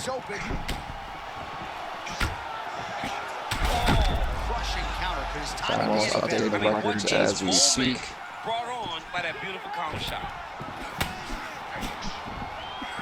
Nice counter left there. Folks, if I didn't say this before, 6:20 I was going. Welcome. But if I didn't say this before, Chris Curtis in the blue trunks, Randy Brown in the red. Again, and I stand by this. I do believe that the welterweight division is one of the most stacked divisions that we have, if not the most stacked division. With such great talent. Curtis's eye appears to be closing up by the second. Oh, Randy Brown's going to be very careful here. And to be fair, Chris Curtis is an underdog in this fight as well. I'm going to call it out for what it is.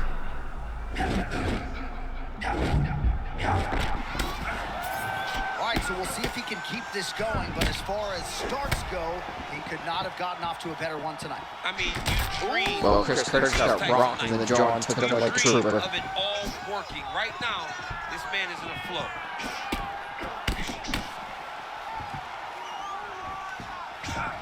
Oh, he missed that spinning back that could do a lot of damage. Yeah, he's bleeding quite a bit right now, and the blood's going into the eye. He needed to address this early. Now he's about to have to go into survival mode. That was a nice hook. I would say that this was a feeling out process for these two guys, but in reality, they just threw bombs at each other. Nice counter. Getting like talker deal, they're just throwing haymakers. Folks, we go into round number 2. This fight can continue. Here we go. And let's be honest, round number 1 was very hard to score. Both guys were very active, landing equal amount of shots, in my opinion. Round's eye, while still intact, is looking pretty They're down. honestly What the gassy, cut man can do over these 60 seconds. But you got to think for the ringside physician, for the referee, they're going to be watching things. That's a nice uppercut. Down goes Randy Brown. He's back up to his feet. Curtis rocked in the middle of that freaking uppercut. Man, this is crazy. He's hurt, but he's still firing. Randy Brown's looking worse for him. Look at his face. That is a nasty cut above the eye. Well, no feeling out process tonight. Both fighters invoking damage on the other. Yeah, we knew this would be very competitive. We knew that this was a tough fight. We knew that both guys would be very evenly matched in this fight. But we didn't expect to see this type of war between these two guys. All right, so he's landed a few I appreciate it. I am almost all right, so the referee has called a Randy Brown here, likely to have the doctor come in and look at the swelling around. Let's see about the eye. You cannot allow these fighters to dictate the He's fine. not they can go. When you have this type of swelling, you got to take a close look to see if the He's fine, yeah. Listen here, doctor. If you were going to let a guy fight with a completely shut eye, you should be able to let the guy who's got a cut near the eye be just fine. He cannot stay back and get picked apart. That doctor has been my like biggest anger in these tournaments. He truly has been the bane of my existence. He has caused that doctor so much controversy. It's incredible. What's up, 620? I do see the things. So the blood really starting to flow.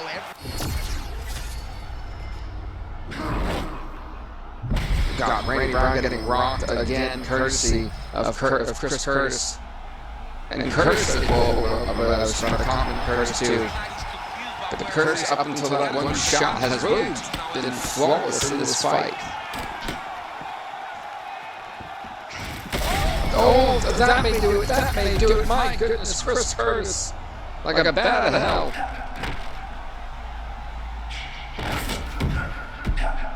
Oh, that's it. It's over. It's over. Chris Curtis is going on to the semifinals with a knockout victory over Randy Brown here tonight. Massive win for Chris Curtis. All right, it goes into the books. Chris Curtis gets the job done this tonight. arena is absolutely buzzing after that. The first man to make it to the semifinals on the right side of the bracket. Who will join him? As we're about to go into our final fight of the quarterfinals, or the semis.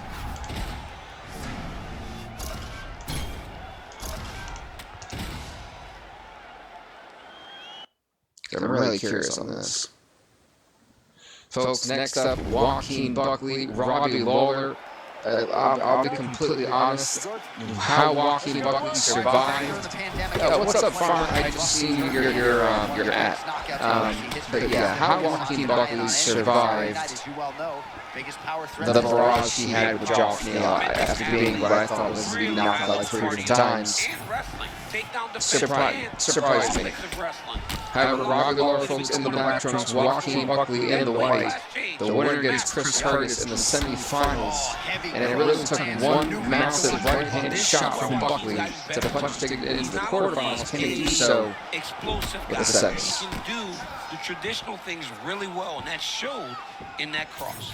Well, that's going to update some of these records. There's that patented Robbie Lawler bouncing his step out of that southpaw stance. We'll see if he can find a home for that big left hand. Yeah, very tall in his stance, too.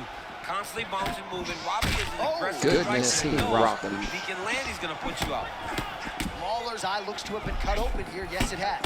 Oh, he got buckled by that. Lawler's got to be very careful, and Joaquin Buckley's going to do a really great job at protecting his jaw. Something he did not do in the first fight. Oh, he's in a world of trouble now. Under 3 minutes now to go in what has been a very fast-paced opening round here. Huge block there. was articles, the impact that Joaquin Buckley had on knocking out Geoff Neal was beyond, oh, there's a good body shot. I mean, he sent him back into the cage. Geoff Neal's body bounced off the cage, and normally that cage has no give. Absolutely nuts.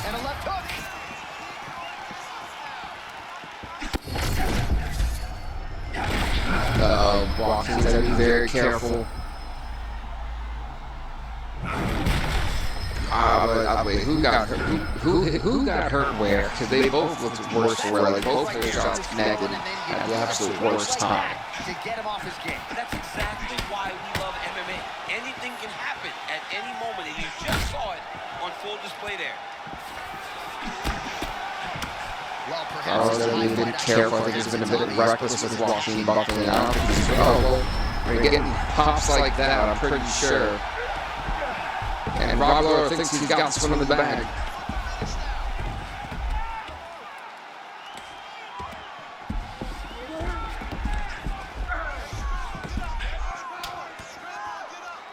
When in this side control position, there are 30 seconds remaining in round number 1. What will Robbie Lawler do with this position?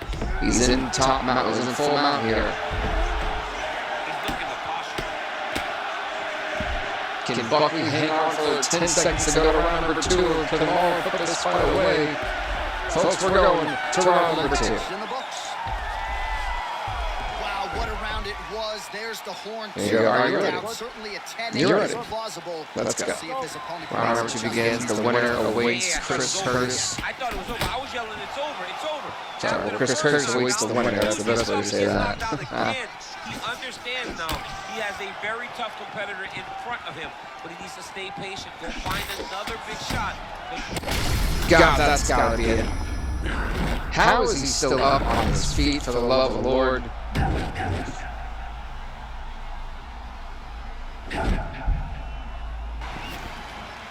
Again, fighters would pay to feel this good every fight. Golly, that uppercut was nasty. When you heard the crunch somewhere on the jaw, something broke. He's got that single collar tie locked in.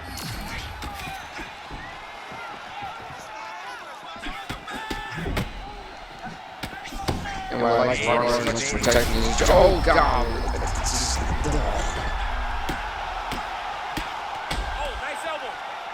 And Joaquin Buckley is not, I don't know how much more the jaw can survive. I mean, it's been pulverized in 2 fights now.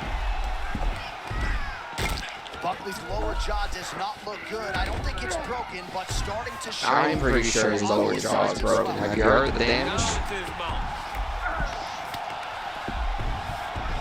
Beautiful reversal on the ground. Nice shots landing from the top position. And there's no way Joaquin Buckley can handle it or sustain. Lawler gets up now, so nice. Some of these fights are taking so much damage. Oh, God! Robbie Lawler knocks the life out of Joaquin Buckley here tonight. He'll get Chris Curtis in the semifinals. What a knockout! One more time, folks, take a look. He ducks that shot, hits it with the hook, and Joaquin Buckley's own body. It's like the soul left his body for a moment. One more time. Look at that. I mean, he just, in midair, like, that was nuts. Robbie Lawler gets Chris Curtis into the semifinals. Wow.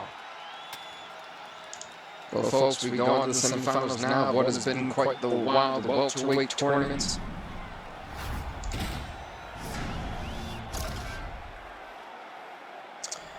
It's crazy to think we only had one first-round knockout, and that was Belal Muhammed.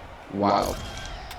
Folks, to kick off the semifinals, it is Jack Hermansson and Belal Muhammed. One of these two will make it to the finals to compete for the welterweight championship of the world. Who is it going to be? Are you ready? Are you ready? Fight. Big fight field here in Chicago, Illinois. Jack Hermansson in the white, Belal Muhammed in the purple. Here we go. For Jack Hermansson, he's had one decision and one knockout victory. That was in round number 3. You know that That's it's a total of something 6 rounds special. now The fans are in for some Jack special Hermansson, tonight. 4 It's gonna be for loud Belal tonight in Muhammed. Chicago, Illinois. But also, this is normally around the time when I start questioning the gas tanks on everybody. Muhammad switching up the footwork. Well, got one hell of a rock, a freaking kick there to the head. That rocked Belal Muhammed. Into that shot was amazing, especially this early in the fight. Oh, look at that. He's still firing back, even though he's hurt bad. All right, so now blood is a factor. You see that he has been opened up in that eye area. That's the one thing, too. Like, Jack Hermansson had a relatively decent fight in terms of his face getting rocked.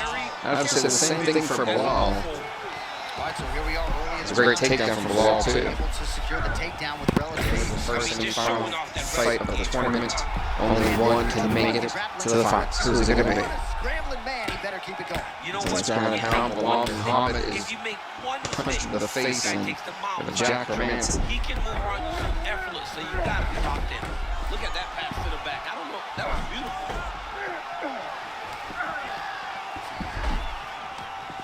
Wow. I mean, Jack Hermansson had a hell of a time with Big ground and pound. GSP and Gilbert Burns. Now they're struggling here against Belal. Well, he's looking for the sub now. But I don't know, man. It's not going to come easy when you're fighting someone that has this type of ground skill. Muhammad's eye does not look the way it did when he walked out here tonight. It looks like he's been cut. Yeah, it looks like that strike opened up a cut, John, but it's nothing to worry about now. But he's got to start to protect it. All right, late round 1 action here, and the godfather of ground and pound. Hey, we're back up to the vertical base. Very proud to watch this because he's not controlling him. He's finding openings, looking to take advantage and doing Jack damage. Hermansson, his bread and butter is on the ground. If Belal takes that away from him, it looks like Belal is another takedown here. You better move that head. Jack getting right back up. Great cardio to be able to take people down this many times as quickly as he And, secured one of the things I think that Jack Hermansson struggles with is adjusting to trying to keep the vertical I base. mean, the footwork's on point, the shoulders are moving, the head's moving, never on the center line. And as I said, he rocks Belal Muhammed. Big, massive hook. Hermansson for a takedown, Belal stuffs it. Belal trying for a takedown, and he gets caught in the guillotine here, courtesy of Jack Hermansson. Right now, he's got to be patient. Can he make Belal tap? No, folks, we're going to round number 2. The fighter was really caught in a submission there, just as the horn sounded. Safe to say he was safe. And that's a tough round to score. Both fighters, I think, definitely showed their A game. But I want to say Jack Hermansson maybe did a little bit more, but I think it's definitely a bit of a challenge. Well, we've seen a lot of different elements to a striking game tonight, especially that hook. We'll see if he sets it up again here. For that spinning back fist did not work. Wow, they opened for a takedown. Belal beat Jack to the punch. Muhammad's eye is starting to swell shut. Nice strike from the bottom fighter there.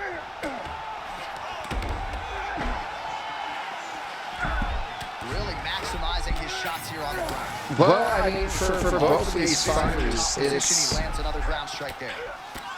I mean, for Belal, this is where he needs to be. I think that's how Belal is going to really get it done tonight, is keeping Hermansson on the ground. But for Jack, Coley somewhere smiling, watching. you have to stay. Sorry, like I'm starting to get tired, so like my yawns are coming.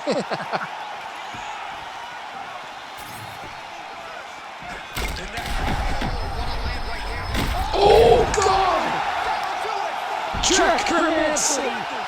In the words of Leonard Edwards, headshot dead here taunt. Jack Hermansson knocks out Belal Muhammed in round number 2. Jack Hermansson, the first person to make it to the finals, to compete for the Welterweight Championship of the world. Take a look, folks. Boom!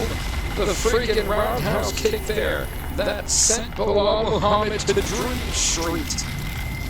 My gosh. Massive win there. Jack Hermansson makes it to the finals, compete for the Welterweight Championship of the world. Who will join him? Will it be Robbie Lawler or will it be Chris Curtis? That fight's up next.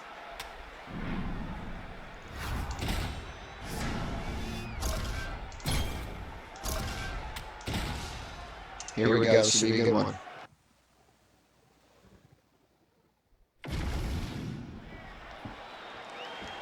Ready? Good. Let's go. All right. That noise, we are underway. Chris Curtis in the blue, Robbie Lawler in the black, and I'm going to update these records. You know, as a kid, I just dreamt of nights at the United Center in Chicago, watching the Bulls. You have seen so many championships won in this arena. The fight fans are in for something big, and the fans are always rowdy here in Chicago. Here, do it again, do it again. This Robbie Lawler in fine form, the veteran, could shock everyone with an appearance in the final welterweight tournament. We've seen it before. Look at Chan Sung Jung, who won the featherweight title. All right, so a close call there moments ago, champ, and early he nearly got knocked out. Seems as though he has recovered. Chris Curtis in the blue, Robbie Lawler in the black. The winner meets Jack Hermansson in the finals of the Welterweight Championship of the World. Let's see if he can keep his opponent off of him so that he doesn't get finished. Oh, that defense is a thing of beauty, right? Slipping, dipping, and avoiding a lot of these power shots. Yeah, he's doing a great job of just defending. His eyes are very open, aware. He sees that was a good shot from Robbie Lawler. Lawler in and out, trying to set up a potential fight-ending shot here. Everything he does is to Well, set I'm up assuming both of these fighters. up and down. I mean, Curtis, who's been in wars, is probably completely gassed. Robbie Lawler's looking a bit better for wear than Chris Curtis is. Lawler's eye, now a factor in this fight, looks as though it has been cut open. And we've talked about Chris Curtis, it's also been going through its own challenges. Curtis could be in trouble. Robbie Lawler really tagging him. Oh, God, that was a stiff way to land before.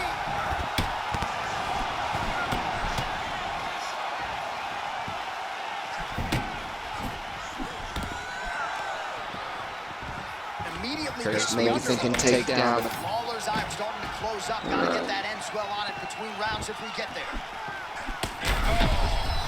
Carlos got to be very careful. Getting after it. Huge shots landing on both sides. Chris Curtis is starting to get on fire. Script the bonus checks now. Under a minute to go in what has been a wild round one.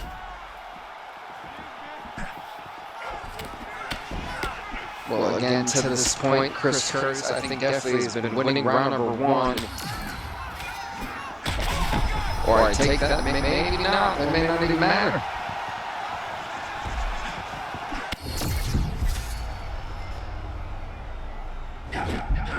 Oh, he may have caught him. That's Lawler's chance. Actually, I take it back. I think Robbie Lawler right now maybe winning round number one. What a fight between these two to kick off the first round.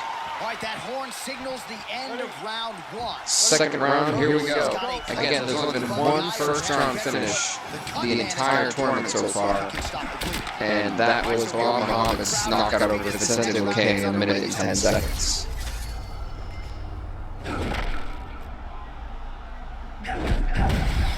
Uh-oh. Now looking good for Chris Curtis again. Robbie really starting to fire himself up.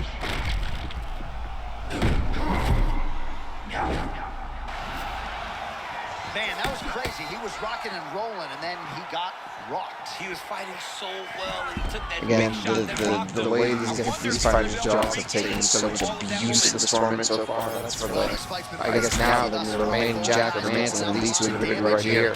Absolutely nuts. Too bothered by it, but clearly both parties are hurt. Both guys are hurt. Both guys are fighting beautifully.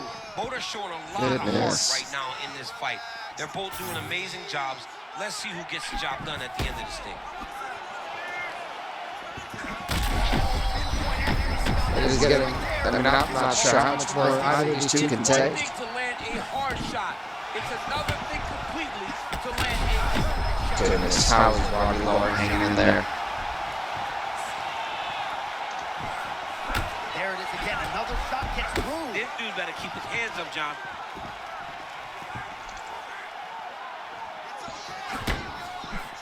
And, you know, we talked about this division being the most stacked out of all divisions, and it's fights like this that really showcase that. I mean,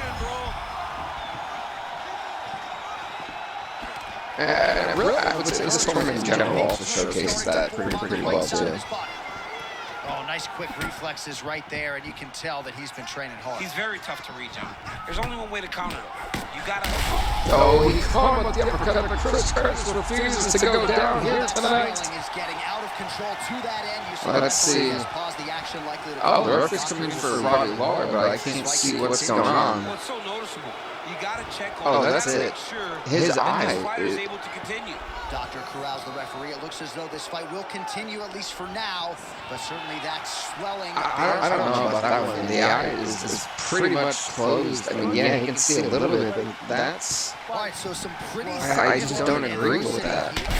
Well, maybe it doesn't matter when you're about to knock out Chris Curtis. 90 seconds now to go in round two. Well, you don't... Oh, God, Jesus Lord.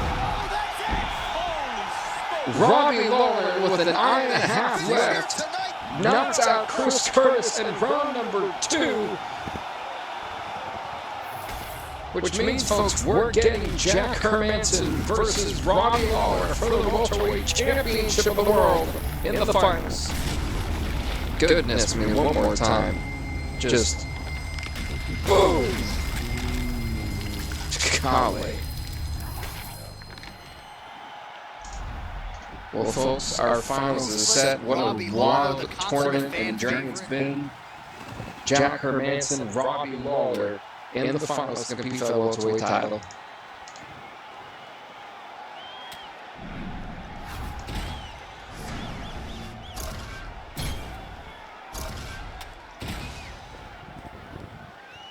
What a wild road in this tournament. But folks, it's time to crown an official welterweight champion of the world. Introducing first is Jack Hermansson in the white trunks. His opponent in the black trunks, Robbie Lawler. 5 rounds, if need be, to determine who will become our first ever inaugural welterweight champion of the world. Let's get it. Early round action here. Captain Hook lands on the kickboxer. Beautifully timed and placed there. Well, I go to the next update. The referees. The way to fight the high guard is to throw things around the side. That hook is a very good shot that can land against a guy with that tight high guard. All right, so a nice shot by him there a moment ago as he gets the fight. Getting Jack Hermansson with enough to keep this fight on the ground and to really dominate Robbie Lawler. The hard ground to wear him out. Dividends. He has opened up a cut.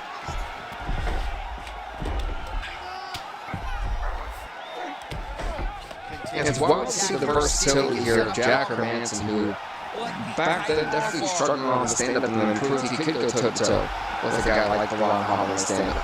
And then now goes right back to this, the ground and pound situation where I'm sure how to grab it.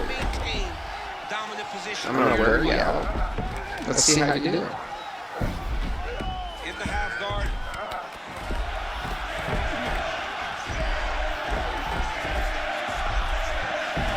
This inside control.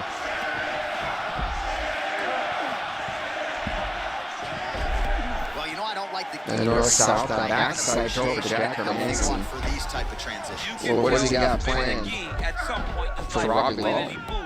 So freely. I'm skipping jiu-jitsu next week too.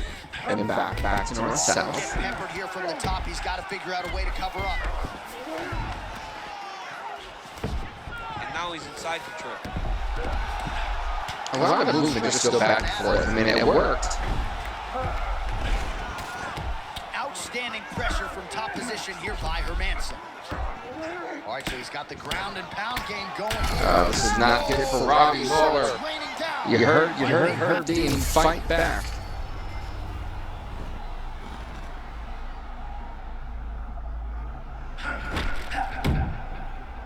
This is not a great place to be, but Jack Hermansson, what's he really thinking? Is again back in the north-south, maybe going for the... I thought I was going for the DRs, but instead of going for Kamaru.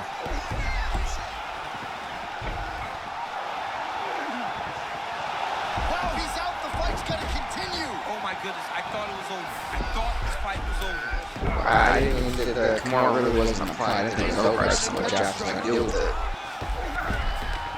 Well, sometimes our stat guys are stingy with these submission attempt numbers. There have been a lot of them here. submission defense has held up every step of the way. Yeah, he's a great grappler, and he's really, really good defensively. There knows the guy should get him the people needs to. Aware of all situations when he's on the ground. He has done an amazing job staying on. Folks, we're going to round number 2 of this championship fight. Round 1 is most certainly all Jack Hermansson. I think that's almost undisputed.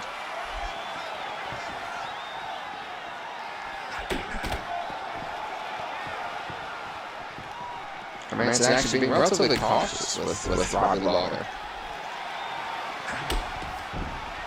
Oh, stuffs the takedown without issue. And they separate after exiting the clinch. Good body work with that hook by Lawler. And follows up with another one. But again, Robbie Lawler rocking Jack Hermansson. Here's the thing that Jack Hermansson needs to realize: he cannot allow Robbie Lawler to get going on the stand-up. If he can wear him out, that's the way to do it. Didn't sort of smell blood in the water, and now his opponent's back in the fight. I mean, blood's in the water. You gotta go get it. You gotta go find the finish.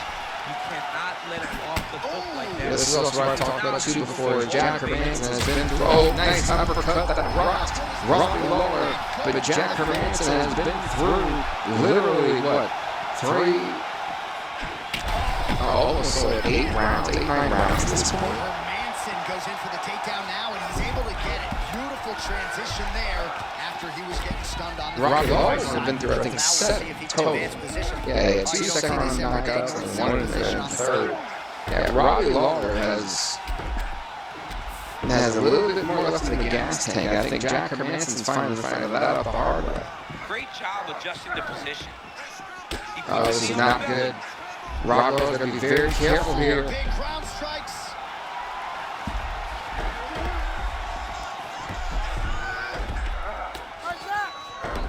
Again, you hear her Dean saying, "Fight back." Great ground and pound by this man.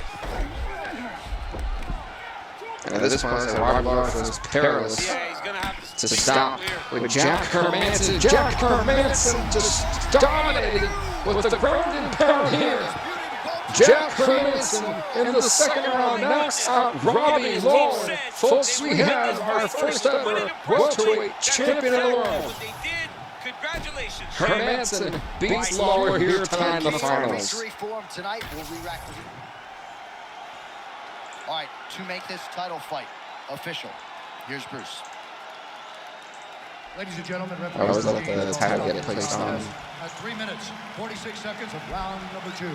Declaring the winner by TKO and new undisputed UFC welterweight champion of the world, Jack the Joker. Congrats to Jack Hermansson. He has become the first ever welterweight champion of the world in our universe, which means we have one more title to actually crown for the pay-per-view, which will be the last but not least the middleweights.